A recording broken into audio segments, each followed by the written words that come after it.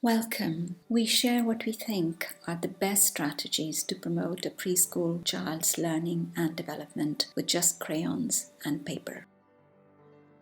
Just to clarify some of the terms, we are using the word crayon in a general sense for any stick made of colored wax or similar material which is used for drawing, coloring or writing. Mark making is a term used to refer to the scribbles or drawings young children make. Fine motor skills are the skills that require the use of small muscles in the hands and wrists. Hand-eye coordination is when the eyes and hands work together to complete a task. Why crayons? Well, crayons are the easiest tools for children to access independently, and children can quickly see the results of their efforts in the bold strokes that crayons create. And of course, crayons are extremely versatile and can be used in several different ways. Younger children need thicker crayons for an easier grip, and 4 to 5-year-olds are better off using the larger kindergarten-sized crayons. Wax crayons are best to begin with for preschoolers, but oil pastels can be offered if they are available, as they provide different results. Any type of paper can be used with crayons, including textured paper or construction paper. Only exception is the glossy paper. How to present crayons? It's best to offer only 6 to 8 crayons at a time. If there are more than that, children will get overwhelmed and end up picking just the black crayon. There are stages of drawing and fine motor skills that young children progress through. For 2-year-olds, they hold the crayons in the palm of their hands, which is called the palmar grasp, as shown on the left, or in a primitive tripod grasp on the right. And in terms of their drawing, they start out by drawing scribbles and squiggles and progress to making circles. Now here we see this 2-year-old is holding the crayon in a primitive tripod grasp and has scribbled on paper already. So let's see what she does next. She draws a circle. 3 to 5-year-olds progress from holding the crayons in the primitive tripod grasp to a more firm, controlled tripod grip. And in terms of their drawing, they progress from drawing circles to making faces and then recognizable objects. It is important to remember that development of fine motor skills and drawing abilities is a gradual but continuous process which occurs as the brain develops over the first 5 years of life.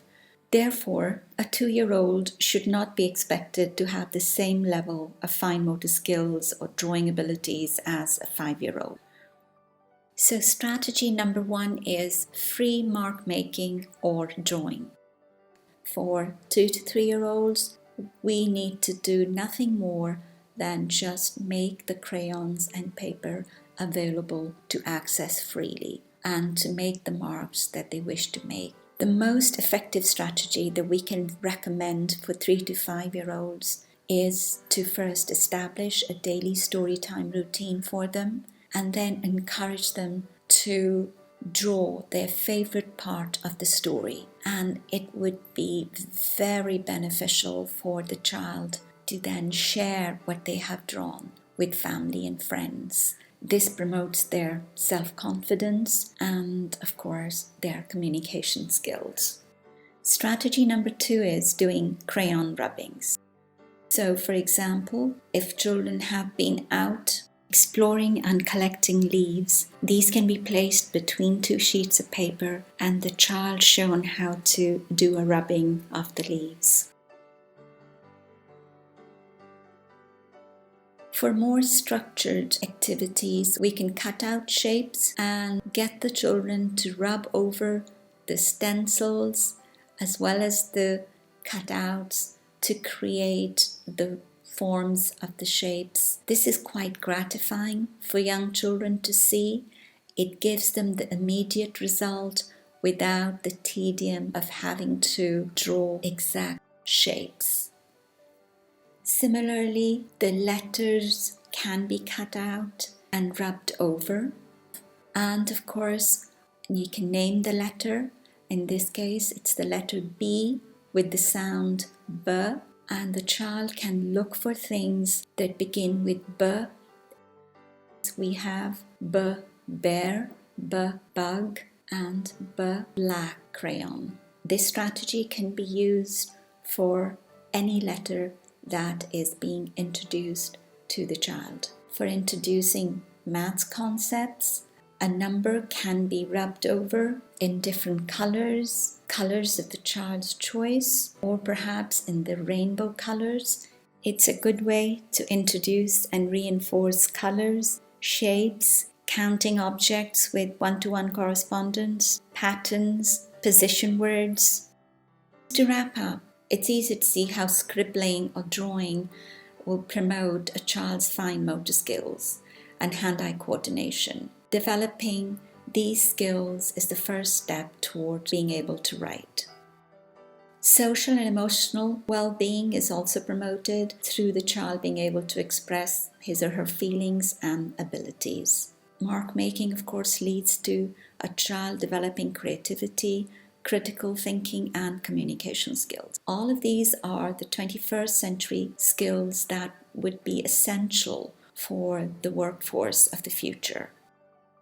If a child has created the marks freely without being told what to do, it provides a window into how he or she perceives the world and therefore the stage of their intellectual development. Just a final thought. Without allowing children to express themselves freely, we cannot expect to achieve the learning and developmental outcomes that have been outlined. Happy mark making.